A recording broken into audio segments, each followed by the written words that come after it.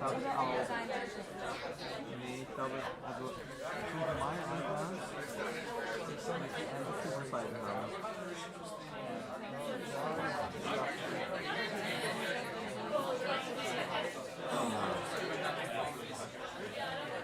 Wirklich nicht, oder? Oh ja, das ist auch schon genau. Hätte man nicht, Alter.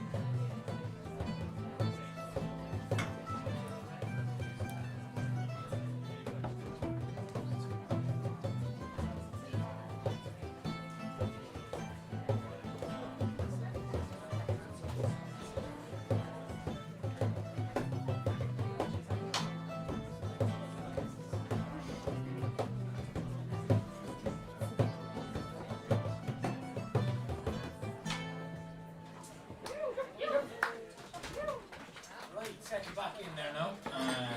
Did you enjoy the first half? Did some of you leave? Hands up if you left. Hands up if you're not here.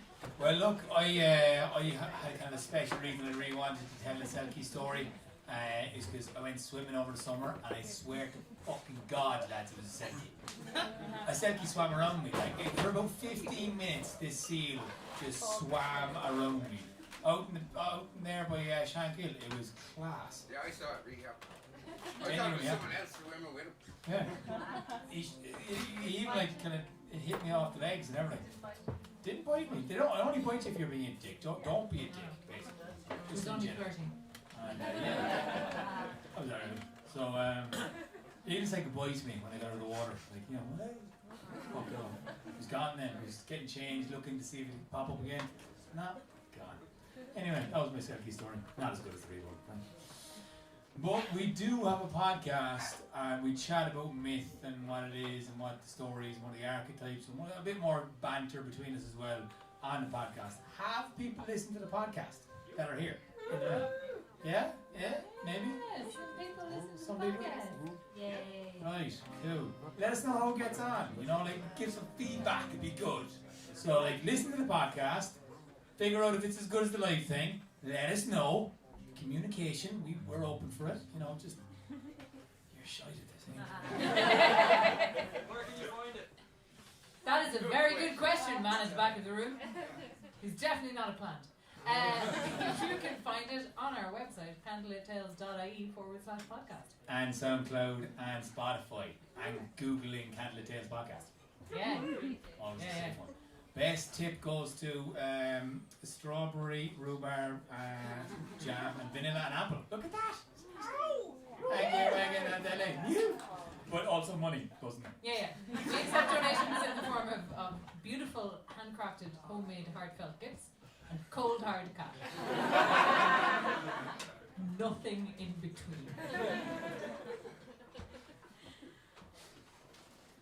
That it? That's it? Alright.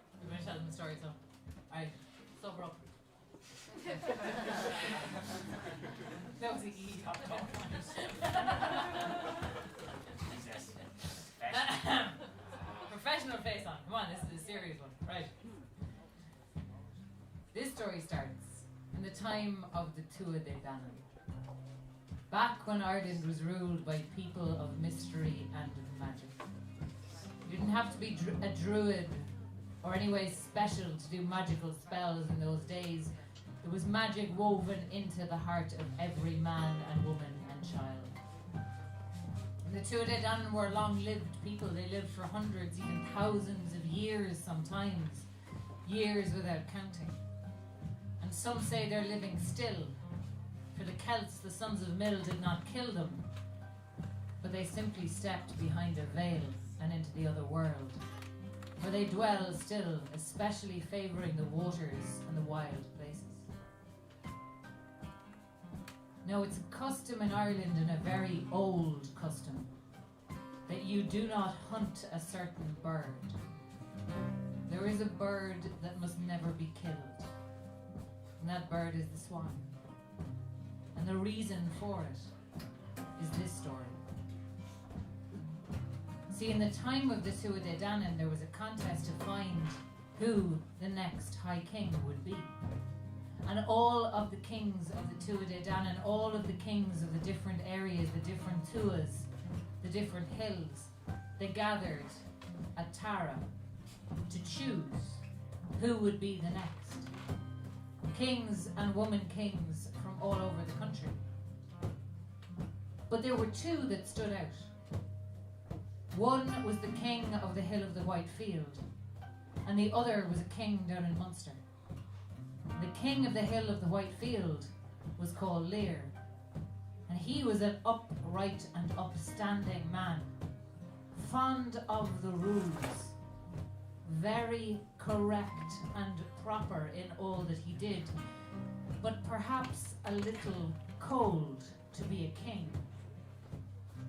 And the other was Bove Darragh, the king of Munster. Now, Bove Darragh was a great and wily man. He always seemed to know the secrets underneath the way that things were.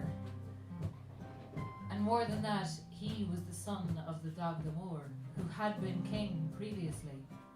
A great and generous king. And the warmth of Bove Darragh was what swayed the kings and woman kings assembled there, and so it was to him they gave their vote, and not to Lir. And in that exalted company, as soon as the name of Bove Darragh was called out the loudest, Lir stood up, and without a word spoken to anybody, he turned on his heel and he walked out of the hall, back to his own hall at the Hill of the White Field. Now the kings there, they talked to Bove Darragh. They told him that he should send his soldiers, he should send his armies after Lir for that sign of disrespect that he'd been given. But I told you Bove Darragh was wily, and Bove Darragh was wise. And he said, no. I'll not have a war as my first act as High King. Better to bring Lir closer. Bind him close to me with ties of love and friendship, and with ties of kinship.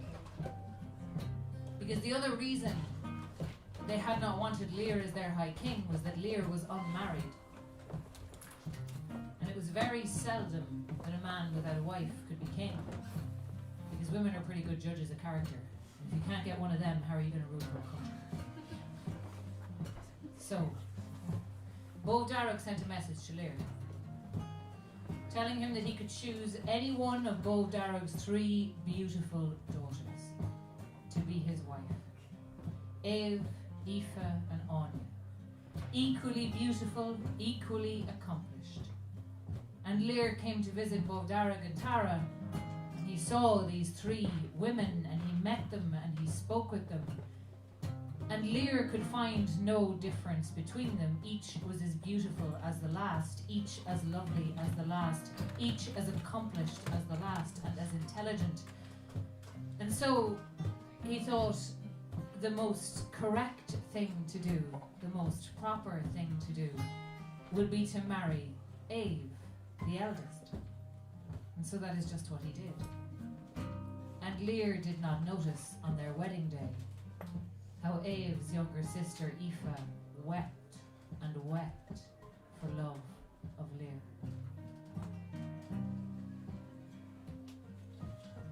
No. They went back to Lir's home, and they were married, and well, they were happy for a long time, and the first time that Eve's belly grew, they were excited, and she gave birth to twins, two of them, named Fionnuala and Aid. And these were two bright, cheery children. The next time her belly grew with child, they were excited just like the first time. But something went wrong in the pregnancy when she gave birth to Con and Fiagra. Con's strong arm, he gripped onto a lifeless body of his mother. Now Lir's heart broke for the loss of his wife, the woman he had spent a small fraction of time with, and someone who had burnt life into his entire being had been taken away from him.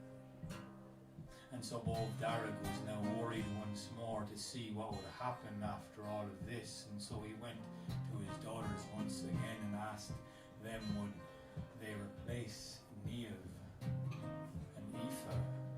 But she leapt to the opportunity. She had been away learning druidic magic since she had a love and a longing, a lust for Lir that she could not conceal anymore, and she said she would be the mother for her nieces and nephew. And so she went to Lir, and Lir was confused by this. But after both Darragh had led him the right way the first time, he thought it might be correct the second time. So he married Aoife.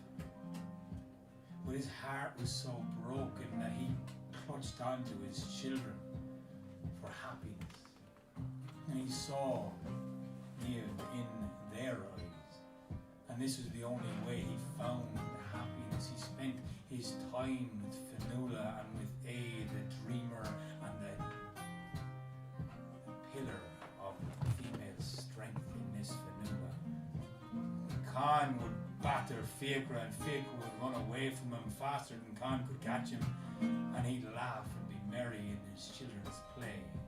And so he held on to those children, and Fionnuala, well, she held on to their father's happiness tightly. She kept him sprightly in a way that only children can do, even though she was torn up. But there was no room in this family for another woman. And Fionnuala was the woman of the house. She kept everyone happy, and Aoife was, well, cast in the shadows. She was now Lir's new wife, sure enough, but she took to the dark areas of the grounds of the White Hill. There weren't many, but she found them. And she managed to feel cold even in the direct sunlight. And she was in an empty bed, cold at night, because Lir didn't sleep with her. He surrounded himself with his children at night, holding on to them as much as he could for their warmth and their happiness and all that they could give him. And she began to resent Lir for the cold shoulder she felt. And she longed and she lusted and she wanted Lir to pay her some amount of attention. And one dark night she had a dark thought, a thought she could not get rid of. And this thought plagued her. If the children just weren't there. And she took to bed. She was so sick with this feeling. It made her insides horrid. But this cancer grew inside of her. And this thought, it grew and grew and grew. After a year and a day of her being in a sick bed, this thought came to action. As she announced suddenly, taking out of bed, marching straight down to the carriages and servants, she demanded them that they come with her trusted loyal men. and she would visit her father, Darragh, and she would take the children with her. Now Lir was excited and happy to see them go with this woman he was attempting to let into his home, and as they went, Fionnuala wouldn't budge. She had had a dream that night before, a premonition of some danger coming, and she didn't want to go down to Darragh. There was danger coming, she knew this for sure. But Niamh ushered her, and quickly they left the house on the white field. And as they went, Lir waved them goodbye, and as they were walking and going down the road which went around Lochderravara, she stopped for a drink, and she told the children to play. It was sweaty that day, and so the children, they leapt into the water, caught and Fiacre the quickest. Well, he dreamt his way around the shore and eased them into the water, and Fionnuala as well was once more hesitant and shaky to go into the water. She didn't want to even wash the sweat from her skin on this very hot day until Niamh demanded she get in, and she asked a servant, loyal to her, to slit their throats. She handed him a knife. He was shocked and appalled. How could this woman ask him to do this? He dropped the knife and said to her no for the first time in his life. She picked up this knife and she walked towards the children then, and then she saw she couldn't do it either. So she discarded that knife, and that dagger flew through the air. She took out her hazel wand instead, and she walked into the water where Fionnuala and and Con and Fiacre played. And she let all of that anger seep out of her then. In the muddy ground she felt her feet sink in, and something connected deep within that anger that rooted her down, and it came out in a voice she'd not heard before, and she cast a spell. She did not know what she was saying at the time, but for 300 years they would stay locked fast in Lochderravara. For 300 years they would be locked fast to the Sea of Moyle, and for 300 years they would be locked fast to Lochcarramore. For 300 years, till the day a king from the north married a queen from the south. In this way they would be, and she transformed them then into swans to remain until the day the bells would toll at that wedding day. And as soon as the curse was out of her mouth, she regretted it. She saw the children shift and change form, their necks extending, the feathers sprouting on their skin. And as soon as it was out of her mouth, she wanted to take it back. But she couldn't. Once done, a thing like that could not be undone, for she poured all the passion in her being into it. She found room to change it. She changed her curse, the form they would have of 4 white swans. But the children would keep their human voices and their human reason. And at that, Aoife fled. She leapt into her chariot, and she drove it across Ireland as if by going fast enough she could outrun the terrible thing that she had done.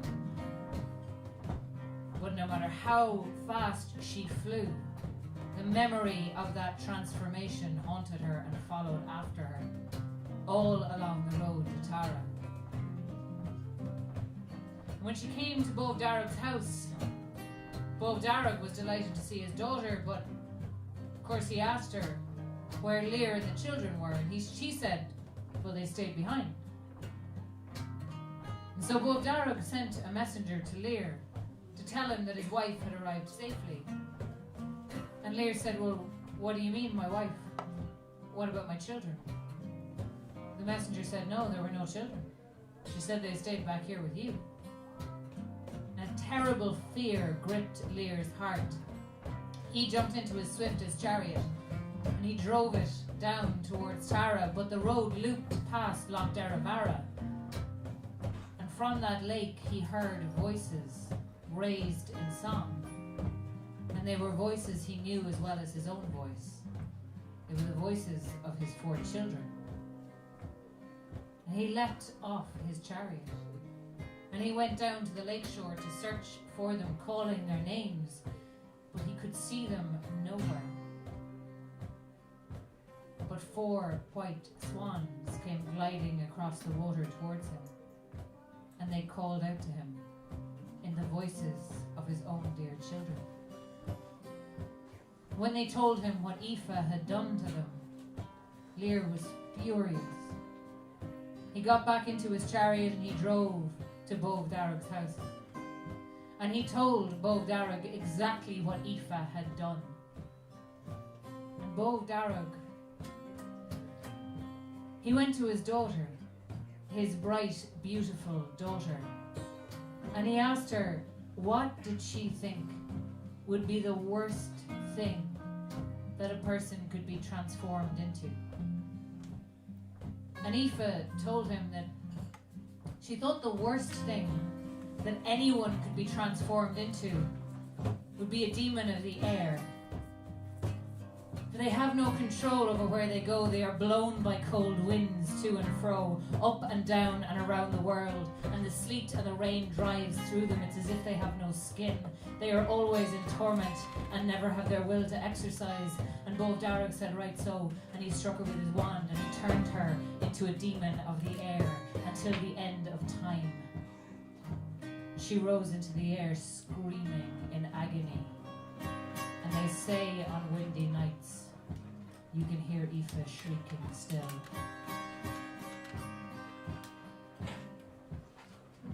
Now Lir came back along the road to Deravara, and there his children were, as swans, but otherwise well, their minds intact, their voices intact.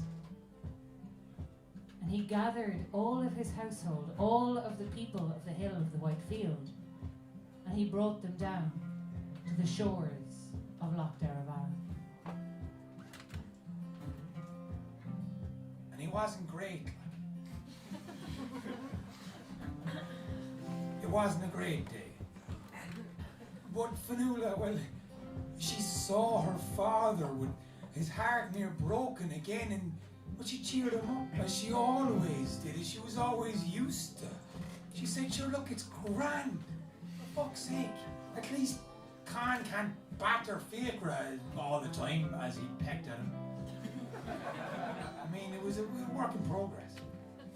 And so she told him what to do, and he followed her instructions. He basically moved his gaff down to the lake. It was grand. Better view, first of all. You know, he liked the water. He could fish. The swans were there. There was more swans coming, and then, well, the kids, they did what they always did as well. They sang. It was the thing Fionnuala always did with her brother. She'd find choruses in between notes. She'd sing higher and then let Khan take the low one because he couldn't sing high. He couldn't really sing at all. He was good with the bass though. And well, they just made such beautiful harmonies. She told her father to tell them everything he knew. And so he regaled his children with all of the stories of the Tuatha Dé Danann. All of the stories of the people who came to Ireland from before the time before we even know about, of Kesser and Parthlon, the giant, of the great many fights the Fir Bolg had with the Tuatha Dé, and oh, those so many brilliant, bright, beautiful Tuatha Dé. And they loved to hear about them and sing and chant and know the stories. And so they stayed in this time in harmony and happiness. And they kept their father bright with glee. For 300 years, which is a long time to be a swan.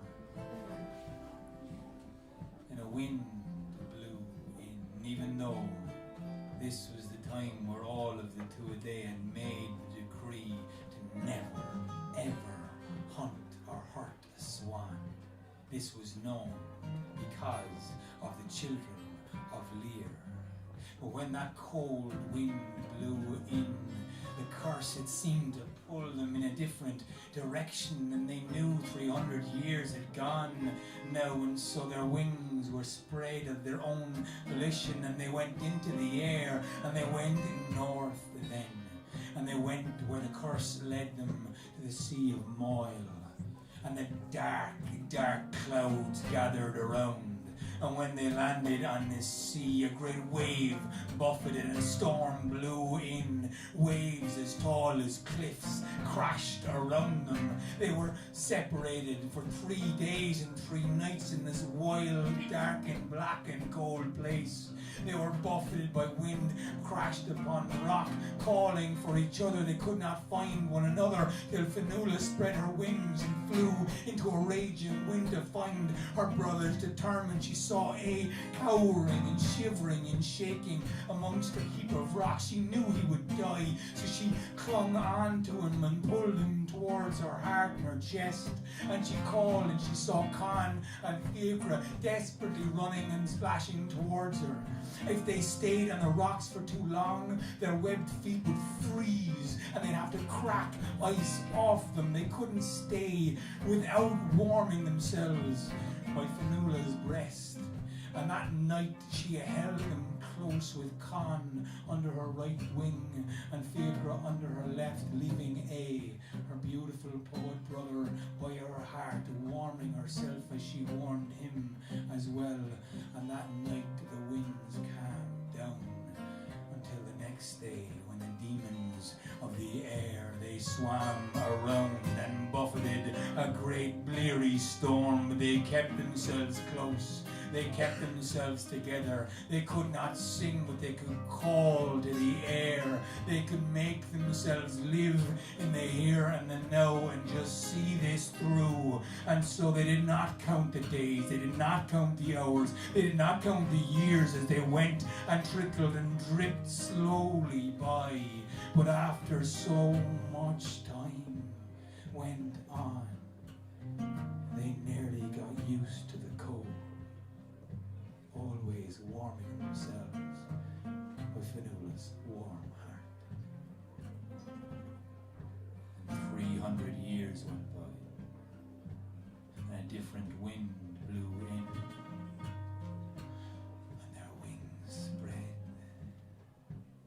and they took flight over Ireland once more.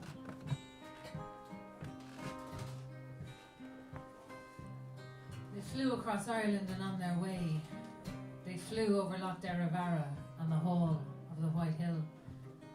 And they looked there for their father and their father's household, but there was nothing to be found. The Hall of Lir was a ruin.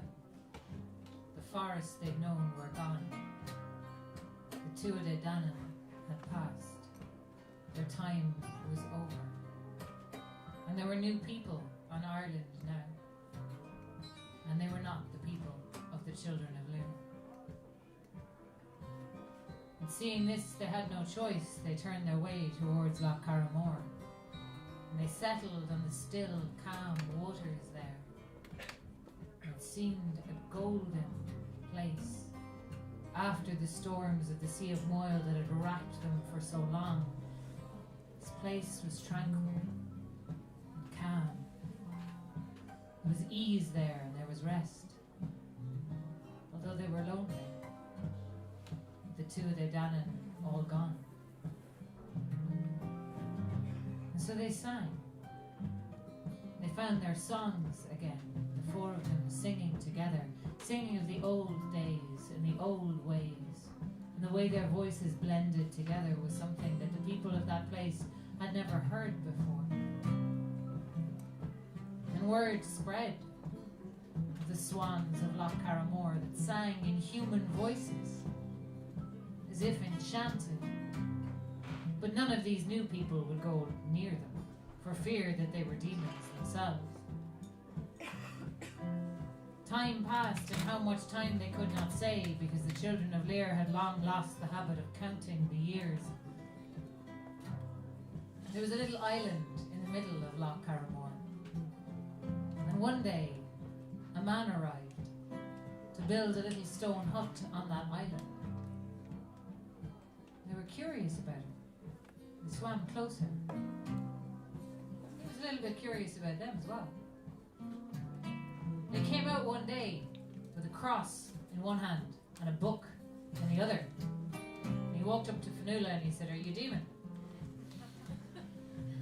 And she said, "What's a demon?"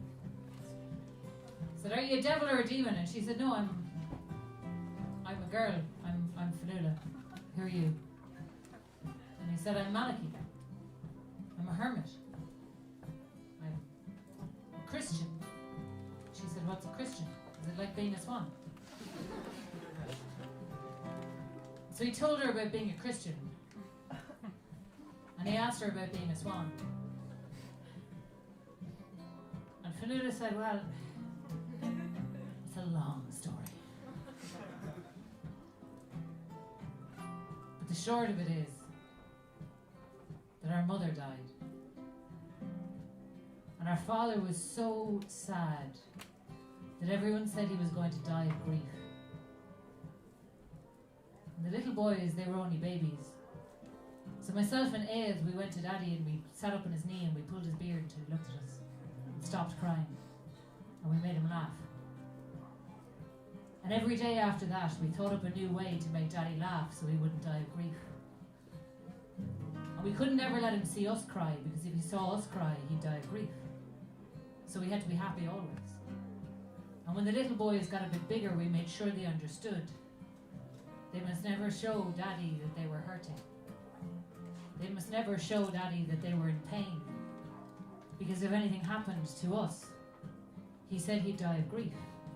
And we couldn't let that happen. We had to make sure that he was happy. We had to save him. And then after a while, our stepmother arrived. Daddy didn't care for her, so we didn't either. And I suppose we might have been cruel, but we were children. And she was the only one that we could be anything other than happy around. And when she turned us into swans, I was sure that he was going to die of grief. Because he said he would if anything ever happened to us. But he never did.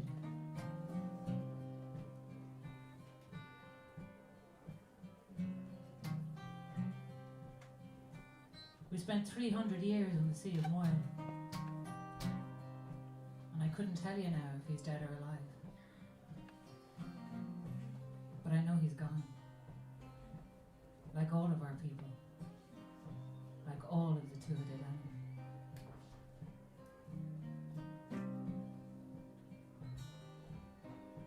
Now Malachy and the Children of Lir, they became great friends. Shared their secrets, shared their stories. He wrote their story down so it would not be forgotten. And he told them all the good news that was in his book. And they asked him if they could be baptized, but he said no, because you're swans. And then there came a day when there was a great wedding happening in Ireland. A king from the north was marrying a queen from the south. And a group of soldiers arrived at Loch Carramore. They'd been sent by the king to capture the magical swans of Loch Carramore that sang with human voices, to present them to the queen as a gift. But when they seized hold of the Children of Lir and pulled them from the waters, a strange thing happened. The wedding bells rang out across the land, and those white feathers came off in their hands. And standing before them were 3 old, old men and an ancient crone. And they fled in fright. But Malachy was delighted that they were restored to their human form and could be baptized. And Fionnuala said, "You better hurry up. Because whatever magic was in the Tuatha De Danann has run out of this place like water from cupped hands, and we're not long for this world." But she told him how they would like to be buried. And 3 days later, after they died of old age. Malachy the hermit buried them, according to Fionnuala's wishes, with Con under her right arm and Fiacra under her left, and her own twin Aed curled at her breast.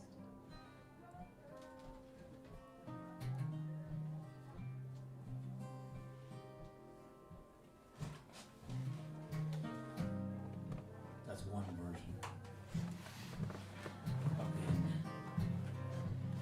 See, I'd prefer this other version of the ending. I read it. The lad wrote it. I reckon he had a chat with one of the fairies. You see, he wrote that what happened that day after they became human once more. They stood there and they looked at all those Christian folk holding on to their crosses and saying prayers to a god in the sky. Well, the hill of Cruachan, it opened wide, and a whole host of the Fae, the two a day, they came out with their banners and their bands, and they played music, and they called the Children of Lir to come back to under a hill, through the veil, back to the other world, and they carried them with their arms high, calling for the light that they had, the Children of Lir, back with them then.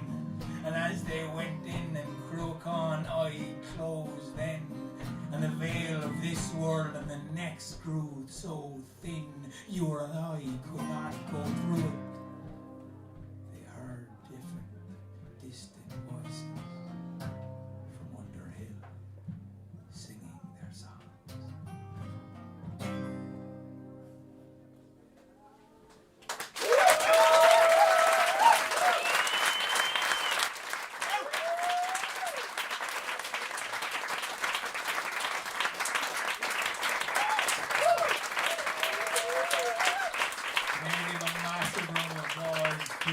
Oisin and Rue there, please.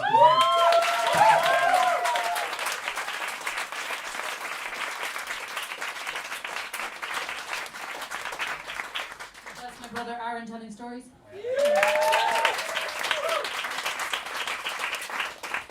And this is my sister Sorcha telling stories.